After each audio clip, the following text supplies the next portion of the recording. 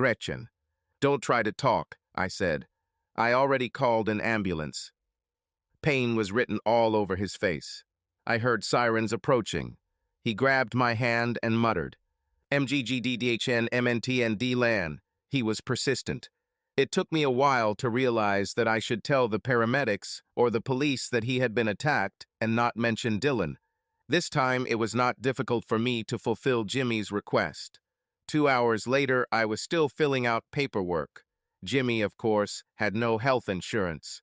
They wanted to keep him for a few days to rule out a concussion. I was for it. Paying for Jimmy's treatment will put a huge dent in my savings. What bothered me most was the way he looked at me. His views and his entire demeanor towards me were openly contemptuous.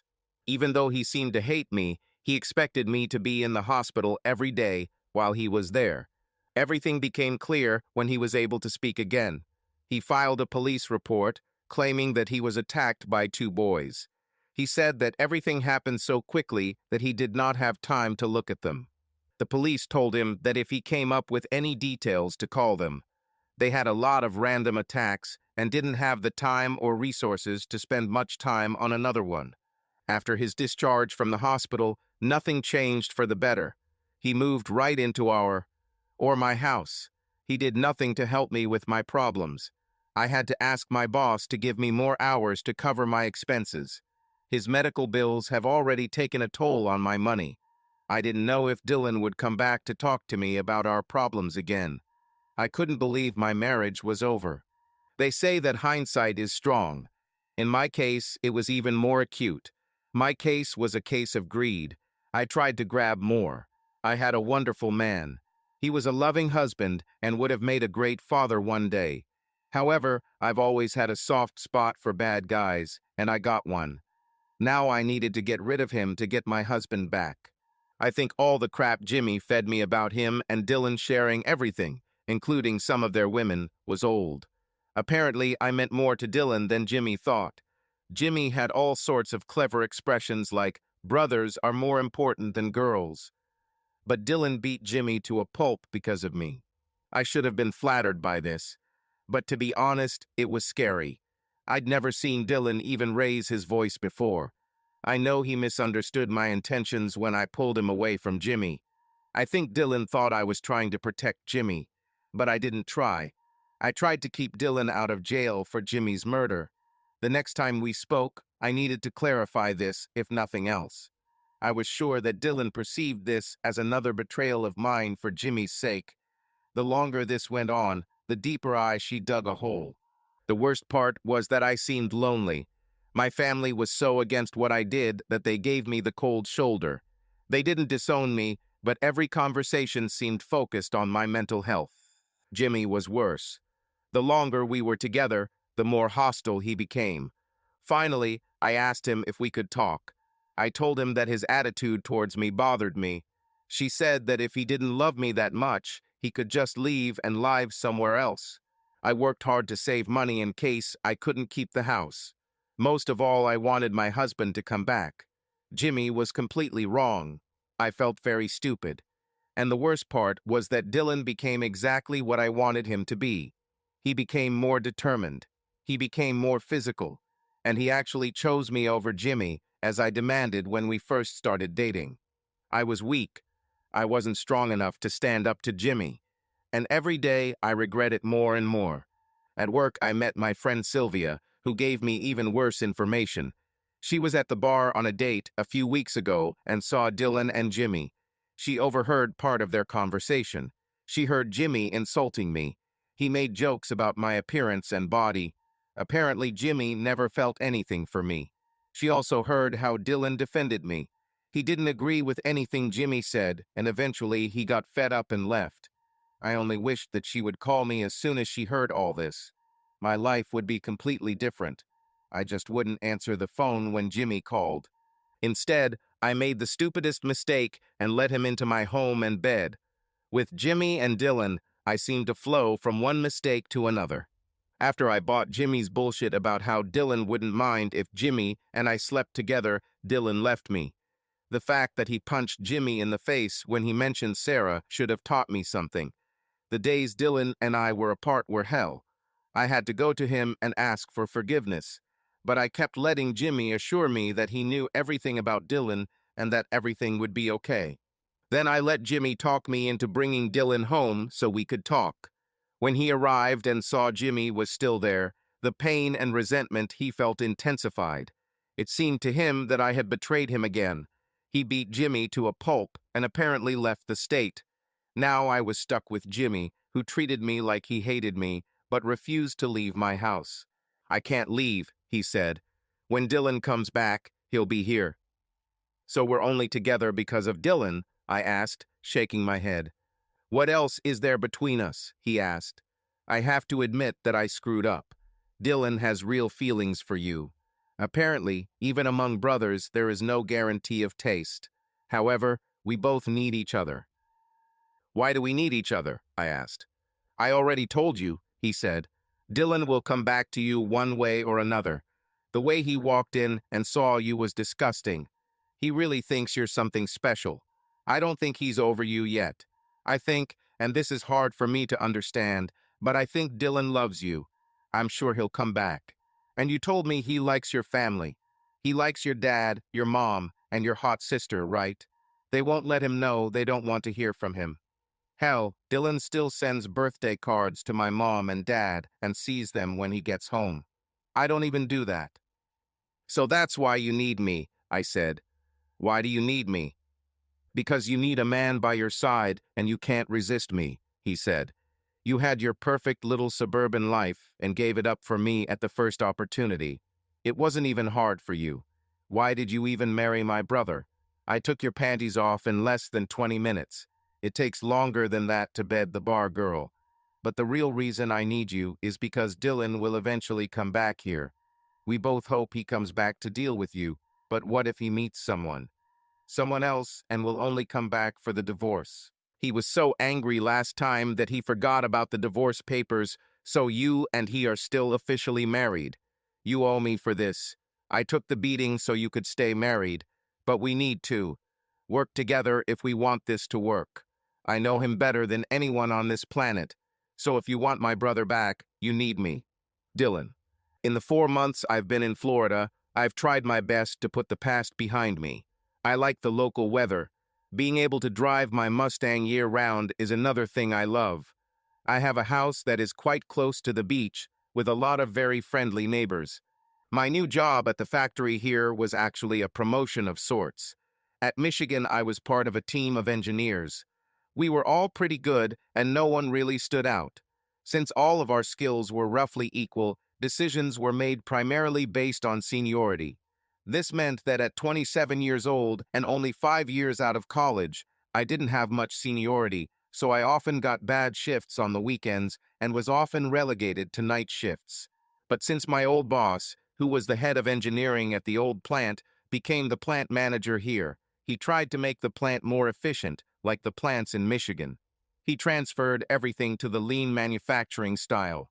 Because I knew what he wanted and had experience in it, I began to rapidly rise through the ranks here. Combine this with the fact that I don't have a wife or family here to distract me, I can easily work on weekends and holidays. Now I just work, eat, sleep, and run. The rest of the time I spend modifying my Mustang. I became deputy manager of the engineering department in just 3 months. The current manager of the engineering department is retiring next year, and I am the obvious candidate to take his place. Who knows how far I can climb here? Personally, nothing personal.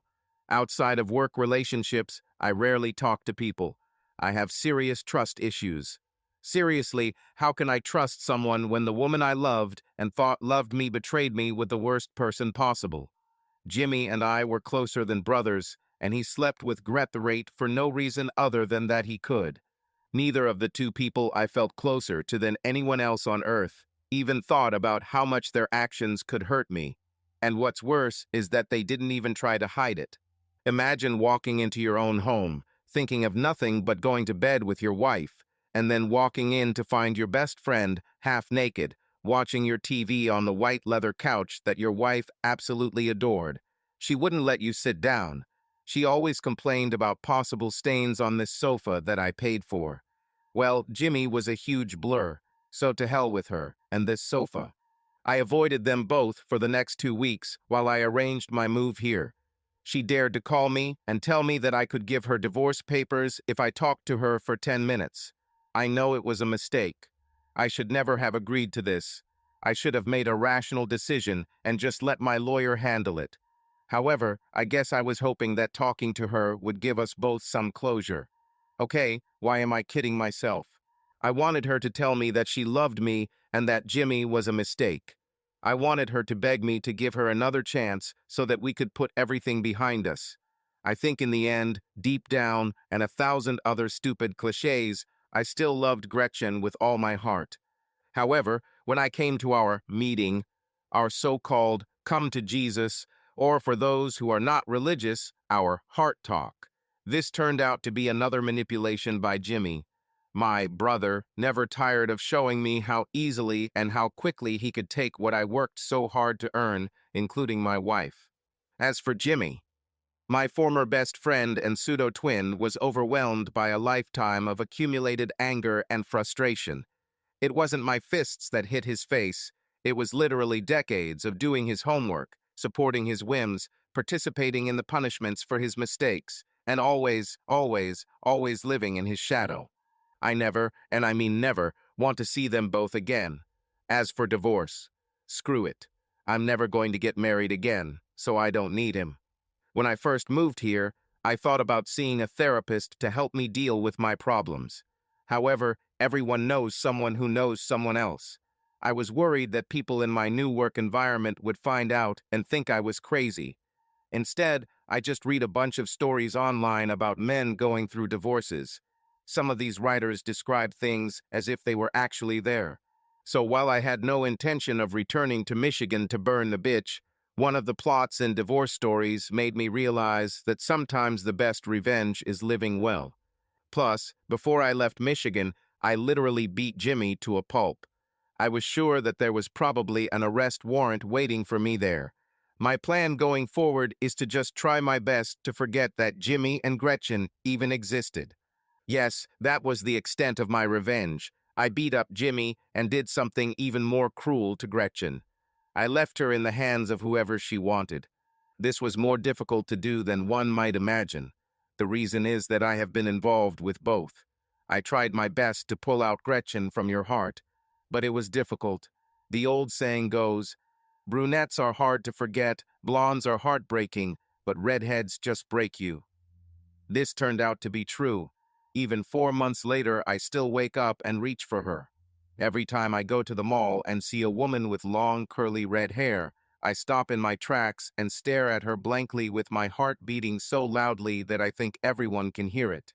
And with the type of hospitality that exists in the South, not one of these women came to me ready to ask why I was looking at her.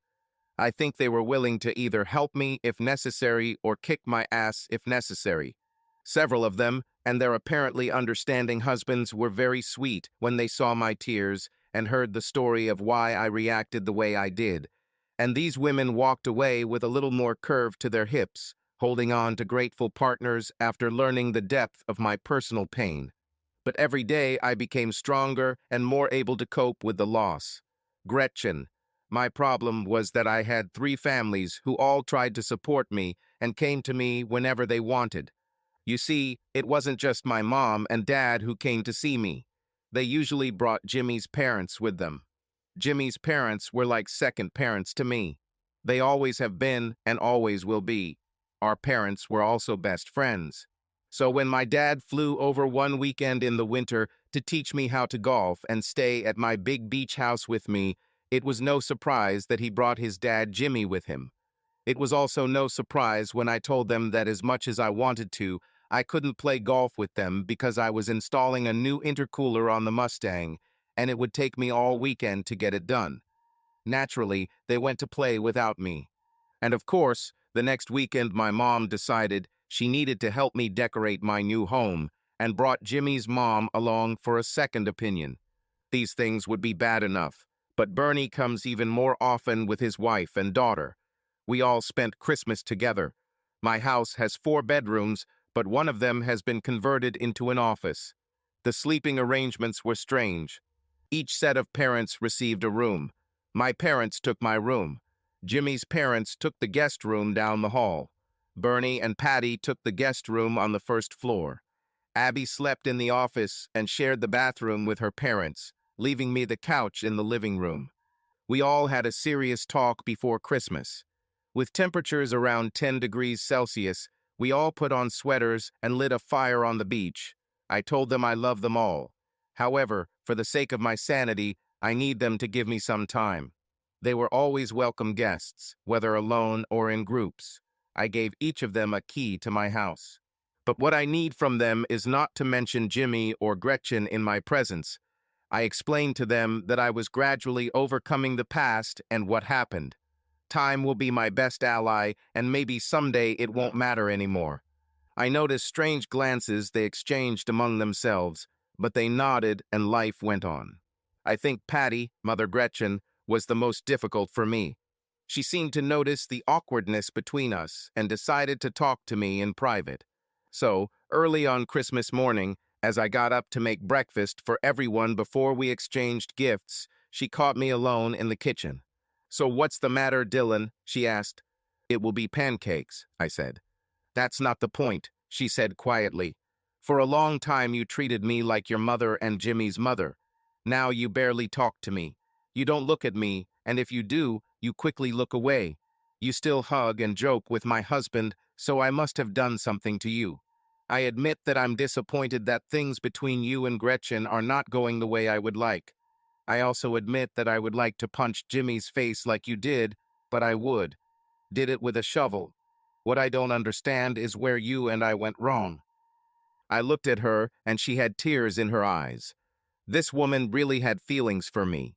The next minute, I started crying too. I just hugged her, and we shed a lot of quiet tears together. "It's not you, Patty," I finally said. "The thing is, I loved her so much, and when I see you—" I sobbed for a moment. I was too upset to continue.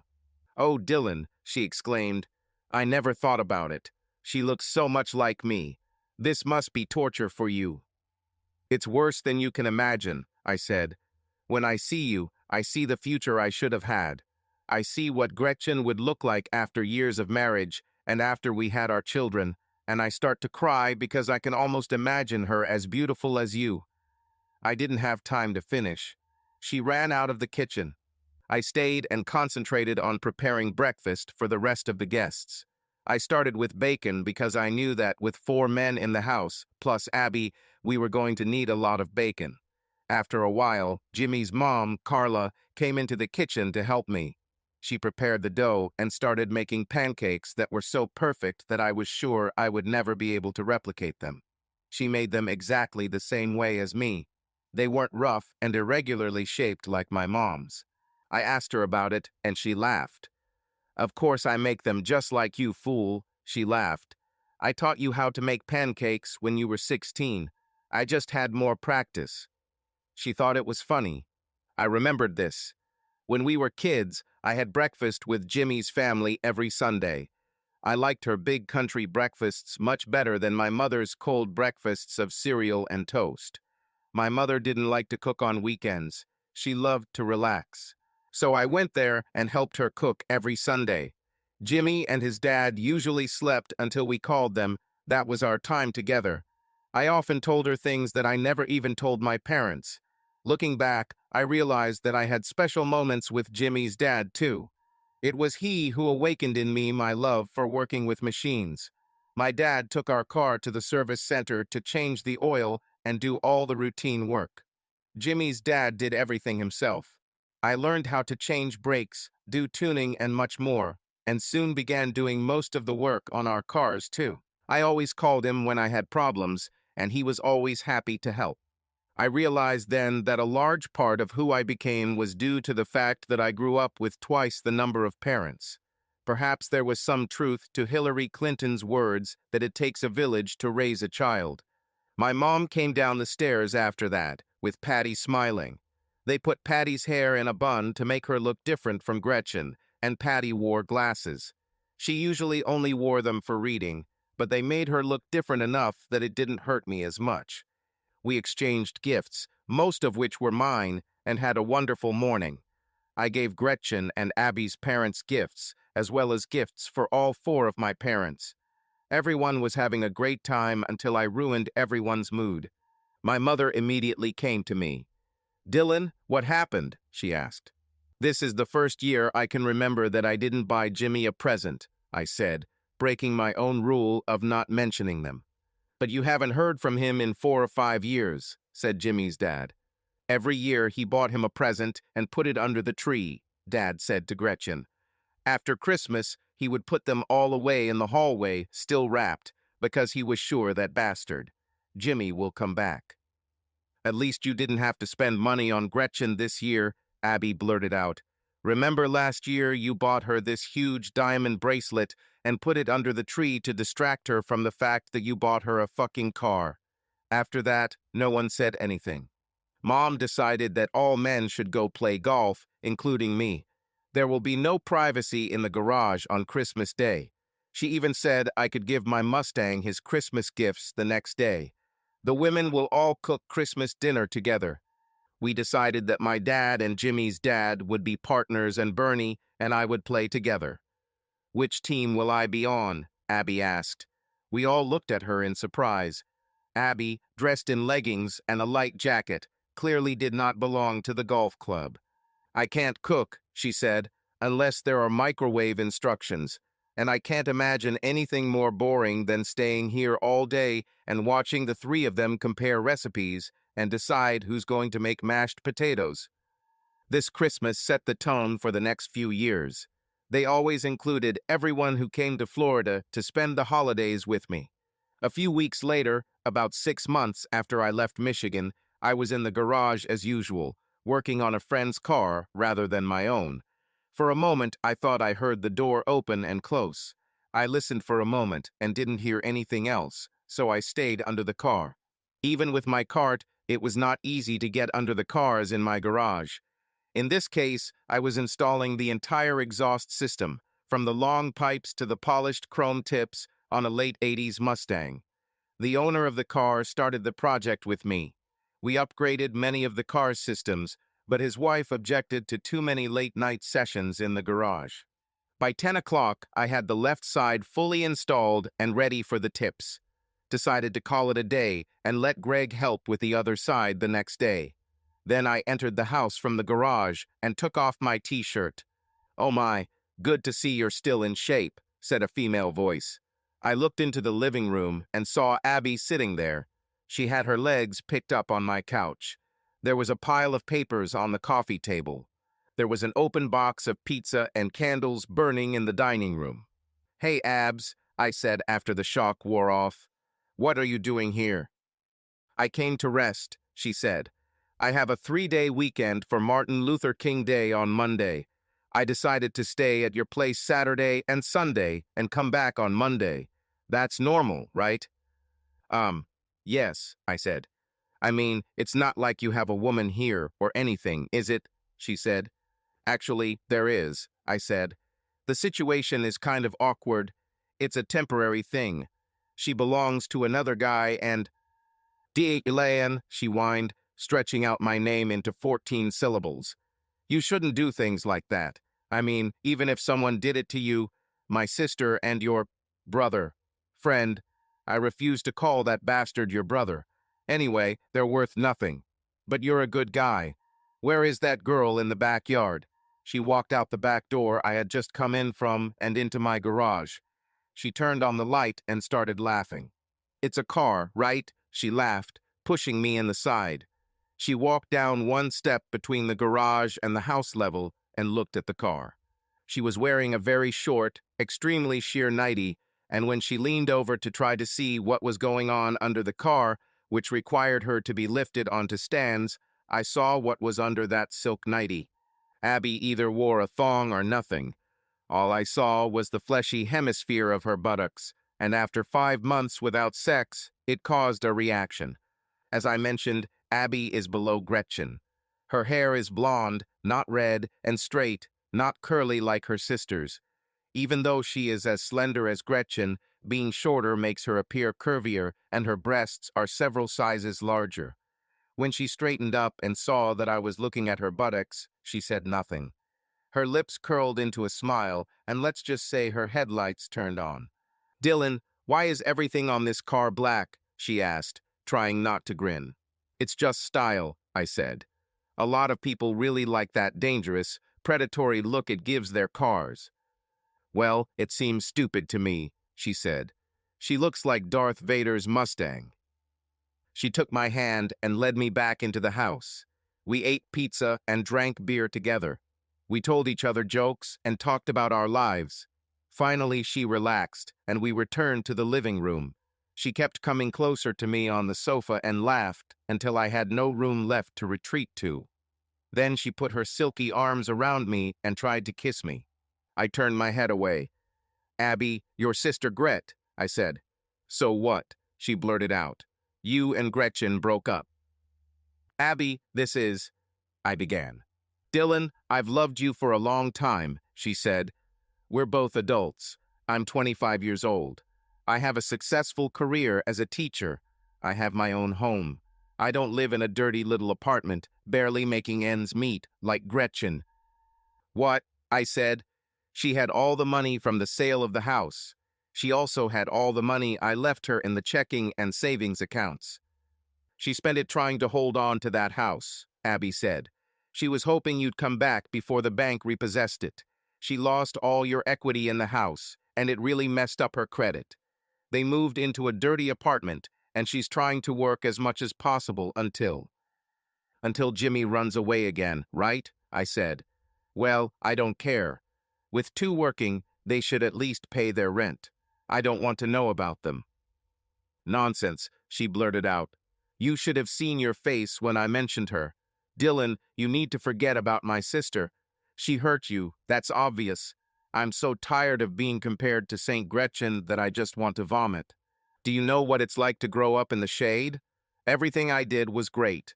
If I looked up to her in school or anything else, it didn't matter because she had already done it first.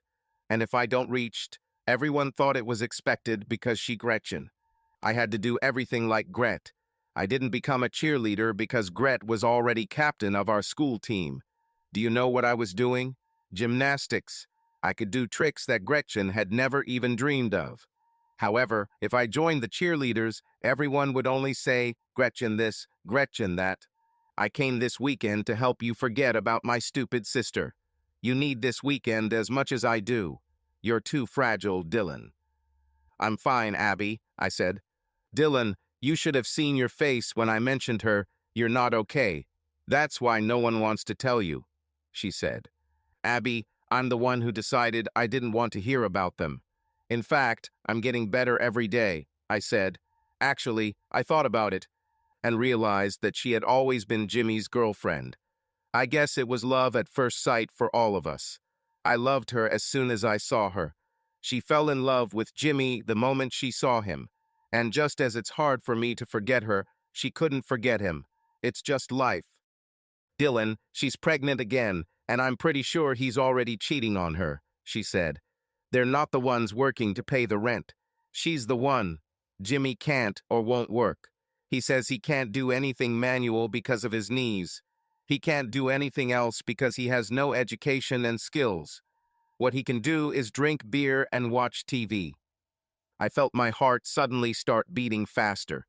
The blood pumped through my veins so hard that I felt like I was inflating like the Hulk. I took a deep breath and didn't explode. "Dylan, say something," Abby said next to me. "I hope they will be very happy," I said. "They have each other, and now they're going to have a baby. Maybe this is how it was meant to be." "Yes," she said sarcastically, "a novel written in hell with the blood and pain of innocence. She gets to live with a bastard who is already cheating on her. Now she is attached to him as a child and hopes that he will not run away again. She, with all her heart and soul, wants you to come back to her. I told that bitch that lightning doesn't strike in the same place twice, and he's stuck with a woman he doesn't respect or love. Damn, he flirts with me every time I visit her.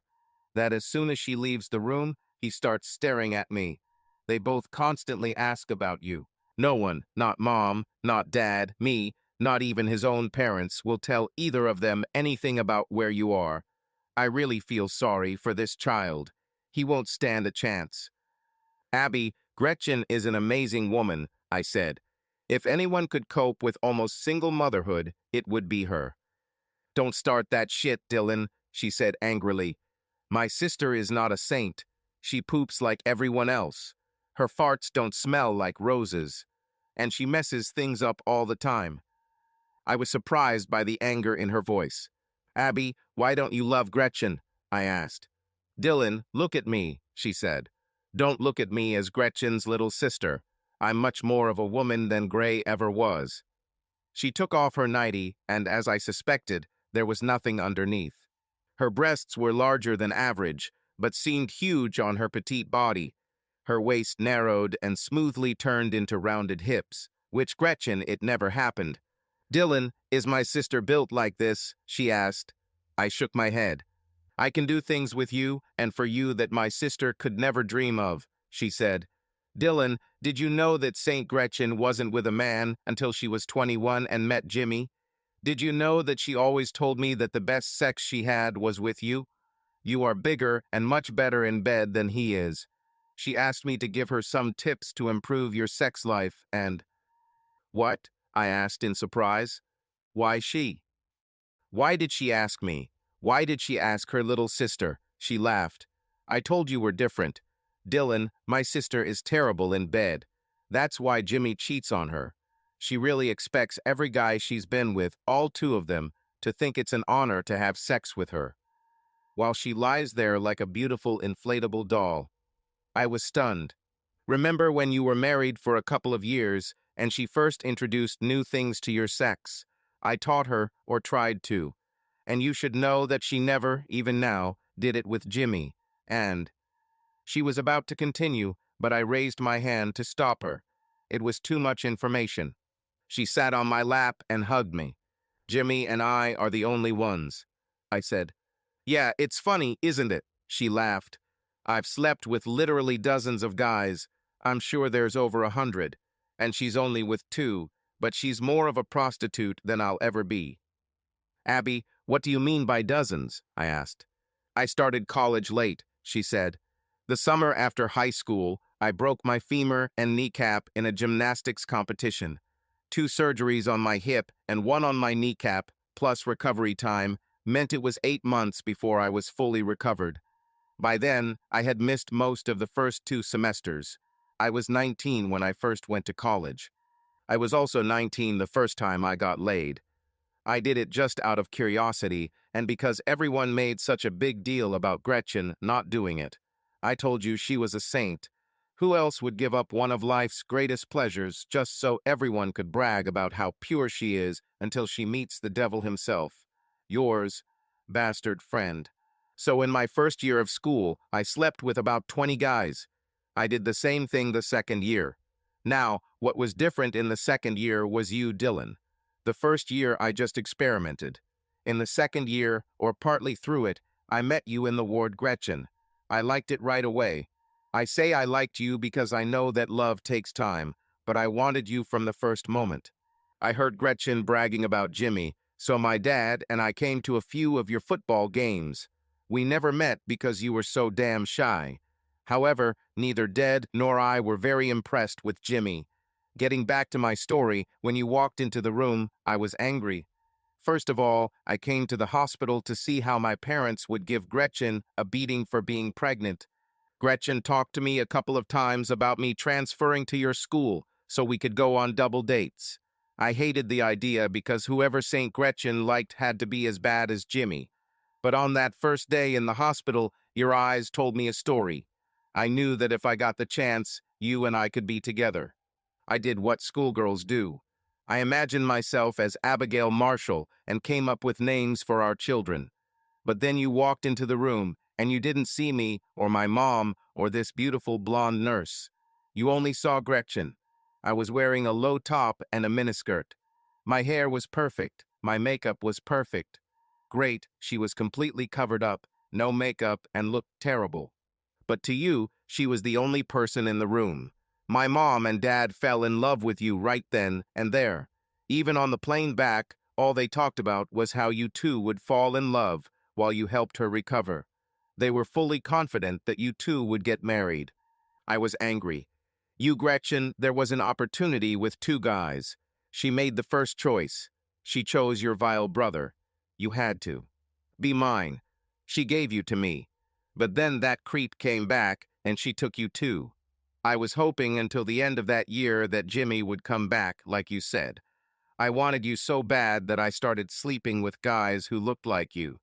However, you stayed with Gray, and so I slept with more guys to forget about you. None of it mattered, Dylan. It was just student fun. I didn't want or need a boyfriend. What I wanted was you.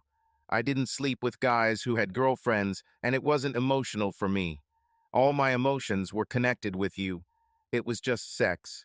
Unlike Gray, I enjoyed sex, and I'm really good at it, as you're about to find out in a few minutes. No, I don't, Abby, I said. Abby, you've always been at least as beautiful as Gretchen, and you're much sexier. You have a better figure, And what? She screamed. Dylan, I know you don't love me yet, but I'm only talking about sex. I'm talking about you having the best 2 nights of your life, and then deciding if you want to do it again. I'm talking about two adults who did something completely legitimate that we both needed. I think we just need to spend some time together, away from Great and your scumbag friend. My parents will like it, and you can take the time to decide if you love him. You. Abby, I don't need time for this, I said. I love you already. I love you more than you know. I love you too much to take advantage of you. And maybe I'm too old-fashioned, but for me to do that, I have to not only love you, but also be in love with you. And right now my heart is too broken to even think about it. So let's try to have a nice weekend together and create some memories just for us. Okay, she said. But can we at least sleep in the same bed? I simply nodded. Nothing will happen, Abby, I said. I bet we'll end up sleeping anyway, she said confidently. The next morning I woke up with Abby hugging me like a python. Jimmy was right, she said. Apparently you're only attracted to redheads with lots of freckles and small breasts. After that, Abby began to come to me sometimes. We established a comfortable relationship in which she was like a little sister to me, as it would be if Gretchen and I stayed together. My house became a second home for our entire extended family, with the exception of Jimmy and Gretchen. No one ever mentioned them to me until after the birth of my daughter Gretchen. Pedigle, Carla didn't call me the next day. I was driving to Tallahassee to meet with one of the plant suppliers. I didn't have breakfast this morning. I had an upset stomach. The last time I felt this strange feeling was when Jimmy had an accident. I felt like someone important to me was suffering. I had recovered, or they had recovered, and now I was terribly hungry. I stopped at a very busy little restaurant called Sam's Casablanca Cafe just off the highway. I'd never been there before, but judging by the number of trucks in the parking lot, the food must have been good. The waitress, a very attractive young black woman, smiled at me and invited me to sit at the only empty table in the establishment. Although it was a little late for breakfast and a little early for lunch, the restaurant was noisy and lively. An older man who looked like he'd been through a lot was playing a mixture of swing and boogie-woogie on a piano that was probably older than he was. As soon as I sat down, my phone rang. I looked at the screen and saw who it was. Dylan, Gretchen gave birth yesterday, she said. By her stammering as I drowned, I realized that she wanted to talk. Honey, I think you should PR. I interrupted her. Mom, I just can't, I said. Dylan, do you understand? She began again. Yes, I understand who you are, Carla, I said. And I called you Mom because you are as important to me as my mom. Both of you raised both of us. I know that the birth of a child is a special event in the family. It should bring out the best in us and help us solve old problems, but I just can't. I love Jimmy like a brother, but I can't forgive him. He didn't even love Gretchen when I did what I did. I doubt he loves her now. Abby says he cheats on her all the time. I hope that becoming a father will teach him responsibility and that he and Gretchen and the child will be healthy and happy. However, He stole the only woman I've ever loved from me, and I don't think I can forgive that. I hung up and started looking at the menu when I heard a voice. The only woman you've ever loved, huh? So who am I to you? As soon as I saw her eyes, I recognized her. Dylan Marshall, she grinned. Of all the cafes in the world, you walked into mine. As soon as she said my name, the music from the piano in the corner stopped and started again. The boogie tune gave way to another old, out-of-place song as time goes by. Sarah, I exclaimed. Gretchen. Pregnancy should be a magical and romantic time for a couple. Perhaps if I were part of a couple, this would be the case. But a couple involves two people loving each other, and that's not what we have. Jimmy and I are two people connected not by love, but by mutual contempt. The only thing that keeps us together is the hope that the person we both love will one day come back into our lives, and one of us will get a chance at life with him. To this end, I leave this child. Dylan made my first pregnancy a magical experience. At that time, I was so afraid of changes in his body and life that I carried within me. I was most afraid of my child. I was worried about everything the first time. I was worried how my parents would react. So I didn't tell them anything until I lost the baby. I was afraid that Jimmy would never come back into my life, and he didn't come back until it was all over. I was also worried about how my life would be. Would I have finished college? How would my friends look at me? What would I do? How would I raise a child? Especially when I felt like a child myself. It's funny, despite all the fear, despite all the tears, and sometimes crying about Jimmy not coming back, that pregnancy was the second most magical time of my life. During that pregnancy, I learned what unconditional love is, not from Jimmy, of course, but from Dylan. Dylan never left me alone. He cooked and cleaned for me and took care of everything I asked of him. There was never the slightest hesitation or question. I never realized it until much later, but Dylan, contrary to my assumptions, had feelings for me himself. He was asleep during the fight when Jimmy broke up with me and blamed me for getting me pregnant. However, even despite Jimmy's complaints, Dylan stood up and drove me home, trying to calm me down. Dylan, who I always thought hated me, drove me to the doctor for all my techniques, massaged my belly, fed me, hugged me, and watched stupid chick flicks with me so I wouldn't be sad or lonely. Dylan could have very easily persuaded me to have sex during that pregnancy, but he never did. He never made any demands on me. And then, when I needed it most, before I knew it, Dylan saved my life. At the hospital, the nurses told me how lucky I was. Most of them have seen too many stories of women dying during pregnancy due to spontaneous bleeding. Some vessel within them, some small or not so small vessel, was overloaded with the weight or position of the life growing within them. In some cases, they would move in a certain way, in others it was a matter of time, but that vessel would burst or rupture, and they would bleed to death before anyone could do anything. I'm still here, still breathing and complaining because Dylan woke up from a deep sleep, and, as usual, his only concern was me. He felt my bleeding start and drove me to the hospital.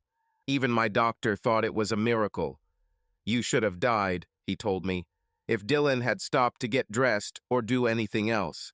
If he hadn't been so persistent in demanding that someone take care of you immediately, you wouldn't have survived. This person is completely responsible for your life, my doctor told me. Then things got even more confusing. They contacted my parents because I had an ICE card in my wallet. It identifies the people who should be notified in the event of an emergency. My mom, dad, and sister were here a few hours after I was admitted to the hospital. Dylan sat there holding my hand while I slept. A nurse we both knew convinced him to go home and change, and while he was gone, my family arrived. My dad saw Dylan and thought it was Jimmy. In my rare moments of clarity, I muttered to Dad that Jimmy quit me pregnant. My dad was furious. Dylan was disappointed.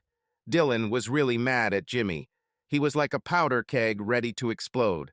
My dad was a wick. He walked over and tried to hit Dylan, but Dylan hit him. Witnesses explained to Dad what really happened. While the guards kept Dad in one office and Dylan in another, they showed Dad the video of Dylan bringing me and explained to him that it wasn't Jimmy. They told Dad to calm down or he would be kicked out of the hospital. Meanwhile, they asked Dylan to leave the hospital to keep the peace. Dylan was already leaving when his dad called him and brought him back. When Dad calmed down, he realized that he had actually accused a man who not only was innocent, but also saved my life. And then, for everyone except me, magic happened. When Dad brought Dylan back to my room, he saw it instantly. My mother saw it too, as did my sister. All I saw was Dylan entering the room. I saw this several times a day. In fact, I saw Dylan so often that he became like part of the furniture. My mom and dad looked at me as if I had won the lottery. Over the next few days, I had the opportunity to talk with all of them, while Dylan was busy running errands for me or getting my books so I could stay up to date with the curriculum. "He's a really handsome young man," my mother told me, "and he really loves you." "Mom, are you on something?" I asked her. "Jimmy loves me. Dylan is just filling in for him until he gets back." "Don't worry about it, honey," Dad told me later. "For some reason, you ended up with the right guy. Dylan would probably die for you." "Dad, are you crazy?" I asked. "Gretchen Marie," he said. "Have you ever noticed the way he looks at you? Next time he comes back from running errands for you, look closely at his reaction when he sees you. He doesn't see anyone else in the room. Look at the doctors. You are their responsibility, but even they are looking around. Of course, your sister dressed like a prostitute doesn't help. However, I think the poor girl could be standing next to you naked and Dylan would probably never notice." Even Abby had something to say about it. "You lying bitch," she hissed when we were alone. "Abby, what's your problem?" I asked her. "You," she blurted out. "What happened to my transfer to this college? When you first started dating Mr. Charming, who took your virginity and apparently got you pregnant, you told me that his brother was all mine, didn't you?" "Well, yeah," I admitted. "But Abby, there are a lot of guys. You're always bragging to me about how many guys you've had. And now I need this one. Once I get through this, I'll arrange a meeting for you." I actually said it, but I never did it. Dylan returned a short time later, and I realized that my parents were right. Dylan loved me. But no matter how hard I try, I still see Jimmy in him. However, he was like an unfinished version of Jimmy, lacked boldness and confidence. It took me a few weeks to realize that Dylan had other qualities that more than made up for it. As soon as I was able to return to college, I started hearing different stories, and many of them hurt me. I found out that several of my friends slept with Jimmy. He cheated on me not only after the injury, but from the very beginning of our relationship. He didn't hesitate to sleep with my closest friends. Since these were mostly fleeting connections, I convinced myself that he was simply living out the last days of his turbulent youth. Jimmy went through hell, after all. He suffered seriously and lost his lifelong dream. He was depressed, just like me then. This caused people to do things that would normally be considered out of character. I held on to this explanation until people started laughing at me and reminding me that he cheated on me before he even got hurt. They also said that he cheated on the girls before me and the girl before her. They said I should ask Dylan about some girl named Sarah. But almost every person I talked to, male or female, told me that I won in the end. I ended up with the better of the twins. There were girls who wanted to date Dylan, but he was too shy to approach them. One of my friends reminded me how cute Dylan can be. She reminded me of his date with the woman who ran the library. I began to see Dylan in a new light. I didn't want to make another mistake, so I watched Dylan for a few weeks. I waited to see if he would cheat on me, even though we weren't officially together. He never changed. This made me realize that I could probably trust and count on Dylan. It also created an excitement towards him that wasn't there before. Perhaps he was not a wild and unpredictable animal like Jimmy. He may not have been something exciting that couldn't be tamed, but he was out of reach for everyone but me. Dylan was everything Jimmy would probably never be. He was only mine. So I decided to talk to him. I asked him about everything I had heard. I even asked about Sarah and was shocked. Jimmy once mentioned the possibility of a threesome with him, me and Dylan, but I thought he was joking. Of course, Jimmy could probably talk me into it, but now I saw that what I thought was a joke or a test was probably real. Jimmy forced another woman to have sex with Dylan so he could cheat on her. What he didn't expect was that Dylan would fall in love with her. The tragedy was that Jimmy didn't foresee that Sarah would also fall in love with Dylan. In fact, I saw something that neither Jimmy nor Dylan seemed to notice.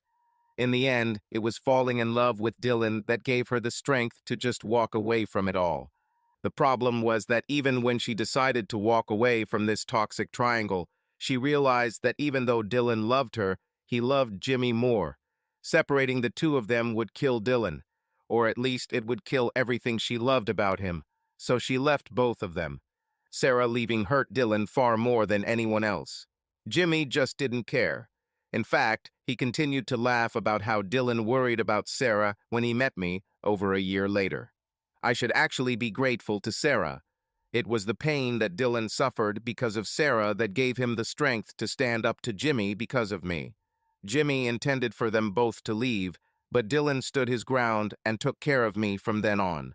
The funny thing about all of this is that I thought Dylan didn't like me when we first met. However, he fell in love with me instantly. But there were two reasons, both related to Jimmy, that made him avoid me. The first was that no matter how much he loved me, I was Jimmy's girlfriend. This in itself made me like poison to him. The second was that he didn't want to get to know me or spend time with me because he knew all along that Jimmy would eventually leave me like he left Sarah, and Dylan just didn't want to go through that kind of pain again. I made Dylan promise me that from then on, he would always put me first, even to Jimmy, and he said he would. And mostly, Dylan kept his word, but I also knew after talking to Sylvia that Dylan always knew that Jimmy never loved me. Sylvia told me something that echoed what my friends had said in college.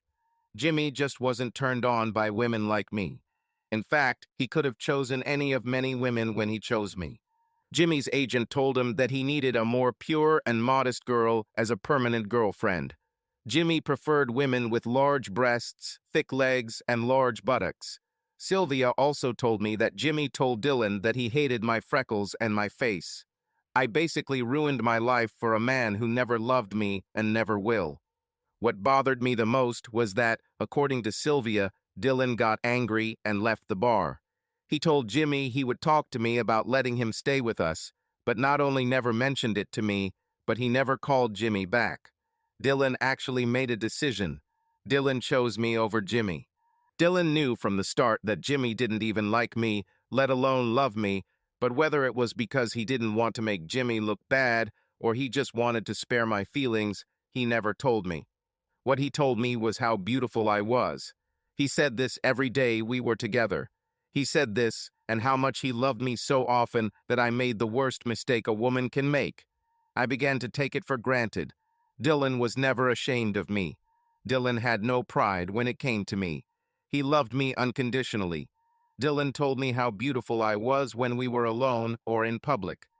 This person even embarrassed other people by asking them or telling them how beautiful I was. My dad even laughed about it. And my mom totally loves Dylan. Dylan often pointed out the similarities between us and told her that he couldn't wait for me to look just like her. Even an old and happily married woman like my mother could be touched by such flattery. The funny thing about all of this, the only thing that makes this some kind of cosmic joke is that Jimmy always tells Dylan the truth. Not every man likes redheads. Most men prefer women who can tan. Freckles are also a big drawback for some men, especially when the woman has as many as I do. However, as my sister put it, some men just love going to Wendy's. Dylan and I have settled into the perfect life. It was the best time I can remember, and Dylan ruined it all. No, I didn't mean Jimmy ruined it. I mean, that's what Dylan did. Dylan gave me everything I wanted. Like I said, he filled my head with how beautiful and sexy I was, and how much he loved me. So I started to believe that I deserved it all. I see now that Dylan worked tirelessly to make me happy. All along, I thought Jimmy and Dylan were two very similar men, but in reality, Dylan was much more complex than I ever gave him credit for. At the plant, Dylan was dynamic and decisive. At home with me, he was loving and gentle and always gave in to me. He loved me so much that I really considered him some kind of henpecked man. What I just didn't understand was that Dylan was only like that with those he loved. And underneath all that love was a man as strong and dominant as Jimmy. This first showed up when he hit Jimmy for mentioning Sarah after he returned home and somehow found out what happened between Jimmy and me. I had to go to him and talk honestly about everything. Instead, I let Jimmy trick me into tricking Dylan, and we lost everything. Jimmy and Dylan lost each other. I lost the most wonderful time of my life and the person who truly loved me. Dylan took such good care of me when I was pregnant the first time. He did this even though the child was not his. Jimmy had absolutely no interest in our child. He leaves almost every night and comes home smelling of women's perfume, cigarettes, and alcohol. One of our biggest fights was when I asked him about our attitude or lack thereof. "Why do you have to leave every night?" I screamed. "And you flirt with women I even know. Why can't you just stay home? We're expecting a baby, remember?" I was probably so used to Dylan that I didn't know what I could or couldn't say. "We don't expect anything," he shouted back. "It's not my fault that every time I look at you, you get pregnant. I don't want any damn kids. You're a grown woman. Someone should have taught you a means of defense if you weren't too stupid to use it." I was stunned, and he wasn't finished. "I go out every night to find company," he said. "I'm locked in this dirty apartment all day. You take the car to go to work. So at night, I need to find people to talk to and interact with, and women too." "Why can't you talk to me?" I cried. "And I'm a woman too." I tried to seduce him. "You could have sex with me," I said. "We haven't done this since the 2 times you came back." I was willing to have sex with him to keep him in the apartment, mostly to avoid the embarrassment of people I knew telling me what he was doing. I didn't actually want to have sex with him, but at the same time, when women are pregnant, their desire increases. He just laughed in my face. "Of course, my brother told you that I don't find you even remotely attractive," he laughed. "To me, you're just terribly ugly. And worse, you're the worst sex I've ever had. The first time I did it was out of curiosity. I wanted to see if you got better with age. You didn't. The second time I was drunk, and I needed you to understand that we had to work together to get Dylan back, but I wasn't drunk enough to enjoy it." He laughed again. "I almost feel sorry for Dill," he laughed. "The guy is so in love with you that you can give him tuna every night and convince him it's steak. Dylan clearly doesn't understand what a really good woman is." I was so offended. No one has ever hurt me like this. He actually explained to me, without any uncertainty, that I was ugly, unattractive, and terrible in bed. Moreover, he was not at all interested in our child, and it was entirely my fault that I got pregnant. I knew from the moment Dylan walked into our house and looked at me that I was wrong. The pain in his eyes, mixed with the almost puppy love I had taken for granted, showed me the depth of how wrong I had been. But somehow I told myself that everything would be fine. I told myself it was like when a doctor tells you that an injection won't hurt, only for you to give him your hand, and he gives you medicine to cure you. But just like doctors, they lie. I was wrong. Jimmy was a real monster. Dylan was right not to tell me about him. We had to move on with our lives and forget about him. Then I saw the real differences between them. They were like 2 sides of the same coin. Dylan was kind to everyone and only decisive when necessary. Jimmy treated everyone like crap and was only nice to Dylan. He didn't even call his parents. I needed to take revenge on him then. I needed to take a stand like Dylan did. Maybe he would respect that. "You're probably not enjoying sex with me because you've noticed that I don't react much," I said. "Yeah, you're dead sex," he chuckled. "I guess it's not your fault," I said. "Maybe when Dylan gets back, you can take some lessons from him." I didn't even see him do it. I was just stunned. He hit me.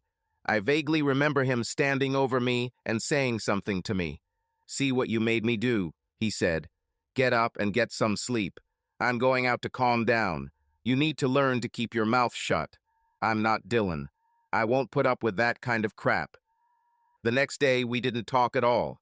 He never apologized because in the end, it was my fault. I was still in shock. When my sister came to see me, she said I needed to call the police. I told her we were both just upset about Dylan. She burst into tears. She told me something that gave me hope and something that made me angry to the core. She told how all the families gathered together in Dylan's beautiful new home. She also told me that he asked them all to never tell him anything about Jimmy or me. He didn't want to know anything about us. It made me feel like I was going through all this for nothing. She then told me about trying to seduce Dylan and failing. She told me that she told him I was pregnant and that she thought she couldn't get Dylan to have sex with her because deep down in his heart Dylan still loved me. It also clarified something I had long suspected. I saw my mom a week ago and she had her hair in a bun. She had never done this before. Abby explained to me that she started doing this because at Christmas Dylan felt so uncomfortable looking at her because she reminded him so much of me. It hurt to smile because of my bruise, but I smiled anyway because I knew it was only a matter of time before Dylan came back for me. Now that he knew I was pregnant and knew how Jimmy felt about me, Dylan would never leave me with Jimmy. I also knew my sister. She'll give up trying to sleep with Dylan for a while, but she'll try again. And she'll also tell Dylan about Jimmy hitting me. Over the next few months, the situation between Jimmy and I only got worse. He even went so far as to flirt with my sister in front of me. My father tried to arrest him, but I refused to file a report. I think Jimmy and I both knew that when the time of final reckoning came, all three of us had to be present. Almost 9 months after Jimmy came back into my life, I gave birth to a baby girl. I called her Pettigal in honor of my mother and sister. I just knew that Dylan would come, if only to see the baby. I was ready to tell him everything and leave with him right there. I would just take my child and get on a plane to go to where he now lived. I would leave everything else for him. But Dylan never came. Another strange thing is that Jimmy never came either. He never came to the hospital. My mom and dad came. My sister has arrived. Jimmy's mom came along with his dad. His dad returned home, but surprisingly, Jimmy's mom stayed and actually called Dylan's mom. The two looked at me as if they had something very important to say. I figured they wanted to apologize for Dylan not showing up. You don't have to. Please don't say anything, I told them. I already know. They both nodded. But we'll talk to him, Dylan's mother said. This left me with hope. I never realized that we were talking about completely different things.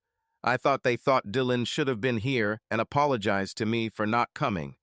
I assumed then that someone had broken Dylan's rules and told him about my child. However, they were upset for a completely different reason. They thought I knew immediately what they found when I entered the room. I thought they knew how bad I was and knew that, no matter what, Dylan and I should be together. We both made mistakes, me more than him, but in order for anyone to be happy, Dylan and I had to act like adults and get back together. I knew from Abby that Dylan didn't fall for her trick and wasn't seeing anyone. He still loved me. He was just too damn stubborn and too hurt to go back. I also knew it was time for me to grow up. I have to stop thinking of myself as some kind of fairy tale princess. That was another thing I developed through Dylan. I had to realize that, with the exception of Dylan's heart, I was just an ordinary woman. I still had bills and responsibilities, and one of the things I had to deal with was the time to let go of the bullshit. I'll give Dylan's mother some time to bring him to his senses, but after that I will go to him myself. I'll make him talk to me whether he wants to or not. But no matter how things turn out, I don't need Jimmy anymore. It was clear that he was wrong, that we needed each other to get Dylan back. Both he and the mothers were also mistaken in believing that nothing would come between them. Apparently, I got between them and Dylan beat Jimmy up because of me. He never looked back. I heard that he still loved and missed me, but I never heard him even ask about Jimmy. Our partnership has come to an end.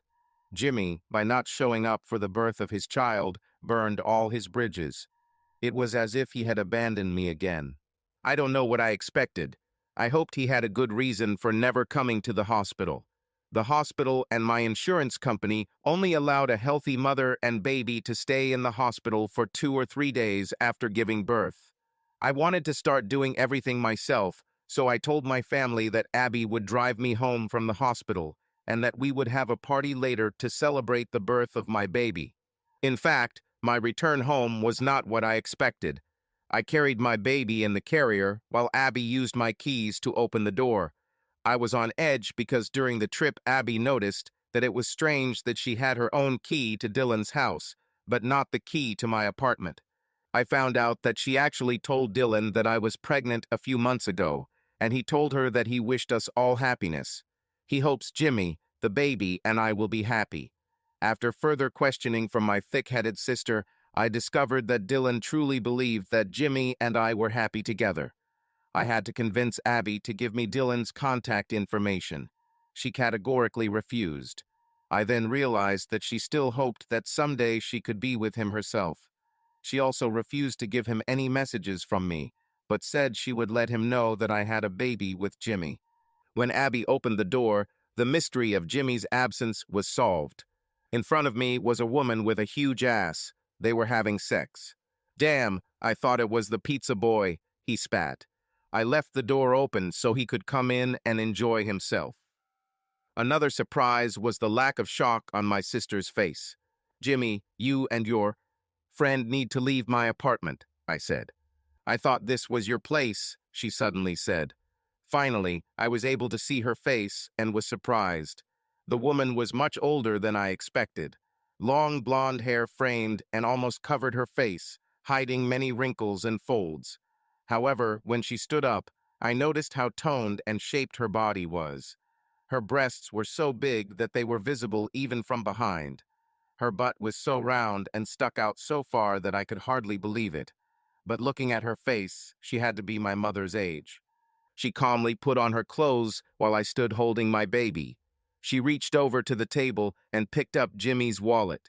She pulled out several bills. "Hey, I never said anything about paying for this," Jimmy shouted. "I'm a dancer, not a woman of easy virtue," she said. "If you paid for it, it would cost you a lot more. But you promised me a place to stay until the paint in my apartment fades. This is for my motel room," and she left. "I thought women stayed in the hospital for a week after giving birth," he said, looking at me. "I was going to pick you up on Friday." What did Dylan say about the baby? I just left him standing there. I later found out that Jimmy also crashed and abandoned my car while I was in the hospital. I reported it stolen, and my insurance company investigated. They found out that I was in the hospital giving birth to my baby the day of the accident, so they paid out my insurance. They took into account depreciation and age of the car, so they paid me enough to buy a used Chrysler minivan. It was a terrible car considering my Cadillac was only 3 years old. I also found out that Jimmy cleaned out my bank account. I had to borrow money from my mother to pay this month's rent. The relationship between Jimmy and me was getting worse. He was angry that my apartment was a 2-room apartment, and he had to sleep on the couch because I turned the other room into a nursery. He was angry that I stopped giving him money and wouldn't let him drive my car anymore. He was also angry that I refused to beg my parents or sister to contact Dylan. "He should be over this by now," he spat. "It's not like you're some goddamn prize." "Maybe he's afraid to come back because the next time he kicks your ass, he might end up in jail," I said. "He probably has a great career like a real man and doesn't have to live off a woman." "He has hit me. I'm a real man," he spat. "And Dylan didn't beat me. He took me by surprise." I shook my head. "You fought twice," I laughed. "You didn't even have time to strike." I woke up to loud knocking on the door and my baby crying. I slowly got up and opened the door, then trudged over to check on the baby. "Darling, sit down," said my neighbor Natasha. Tasha, as I called her, was a nurse at the same hospital where I worked. She was an older black woman, built like an ATV, 4 feet tall and 4 feet wide. She had the kindest heart of anyone I knew, except Dylan. She entered the room, swaying, and took Patigale from the crib. She continued rocking her when there was another knock on the door. It was the police. my other neighbor called them. As usual, I didn't write a statement, and the officers just shook their heads, thinking that I was just another stupid woman who liked to be beaten. Although I didn't file a report, they noted another in a long series of domestic calls at my address. I just didn't want to be seen as a victim. The next day, my father came and tried to persuade me to return home to him and my mother. I told them I could handle it and that I needed to grow up and deal with things on my own. I swear to God, the next time he lays a hand on you, I'll call Dylan to kick his ass, my father said. Is Dylan back here? I squeezed out in surprise. No, honey, he said. But I needed money to lend him, so I took it out of my pension fund instead of taking out a loan. So he came here to meet my banker. So Dylan is no better than Jimmy, I grinned. He also likes to take other people's money. I thought he had a great job and everything. Fuck them both. Gretchen, I never thought you were stupid, he said. I always thought you just made bad decisions. I had to beg Dylan to give him the money. He finally opens his own auto repair shop. I'm doing this as an investment. I think he'll make a lot of money. His father and even Jimmy's father are in it with us. Jimmy's father will work with him part-time. Would you believe it? Dylan will continue to work at the plant until he has so much work to do that he can't do both. He is a very enterprising young man.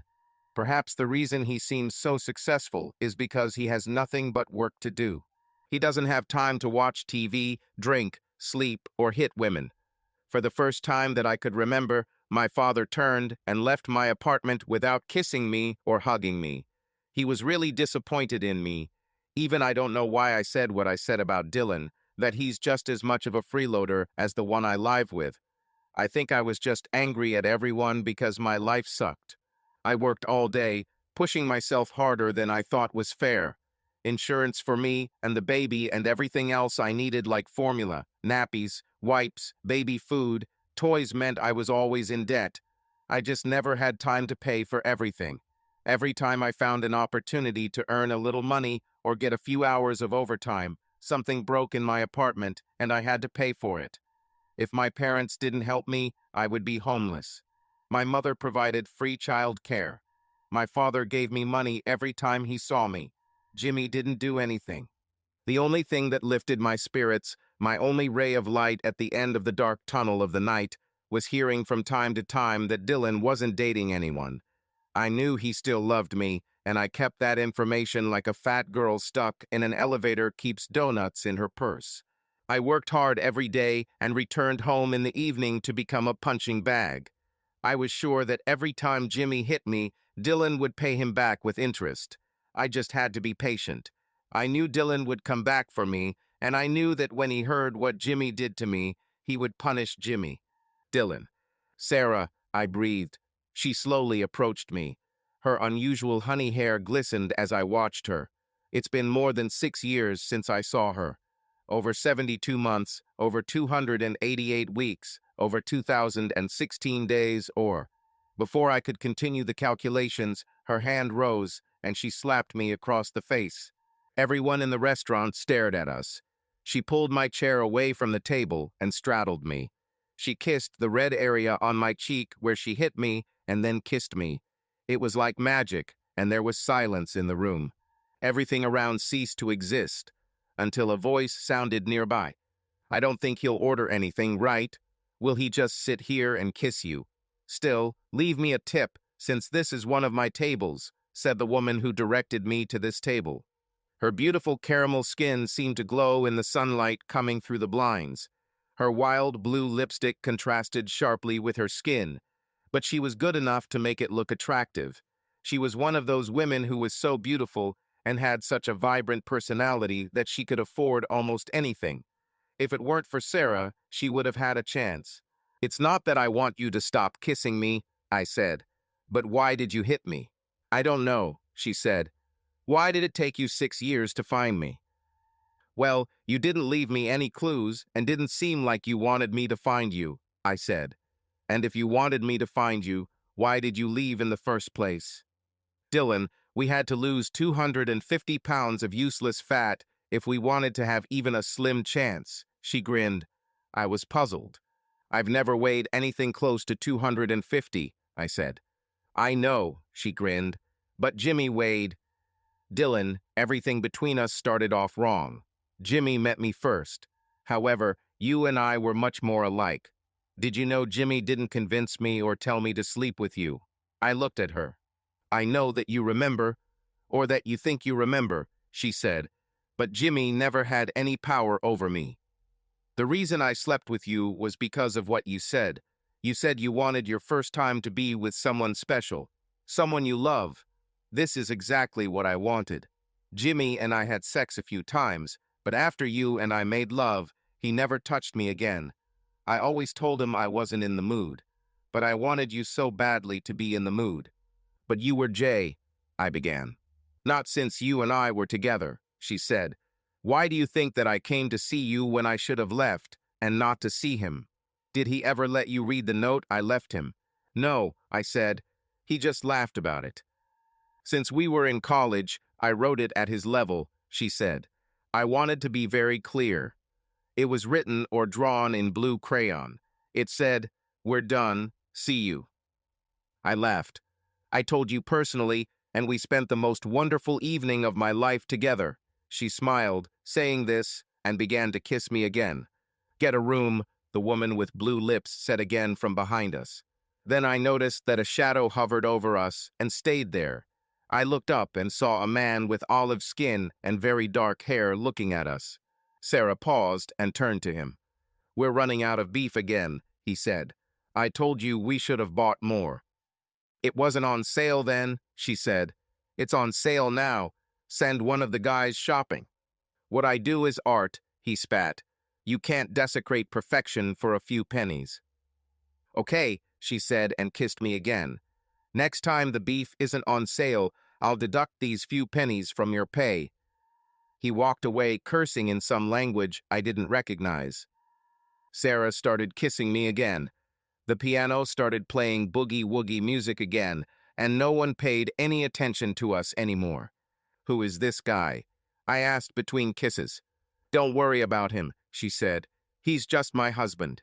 I jumped up so quickly that she literally flew off my lap and fell to the floor. Dylan, she said. Don't worry, it doesn't matter. Are you married? I shouted. I turned and headed towards the door. I need to get out of here. Door, she shouted, and suddenly 4 huge truckers blocked the exit. The music stopped again, and everyone started looking at us again. She slowly approached me. When she reached me, she reached into my pocket and took out my phone.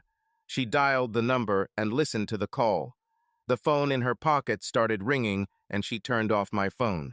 Dylan, it's not at all what you think, she said. When you finish your business today, call me so we can talk about it.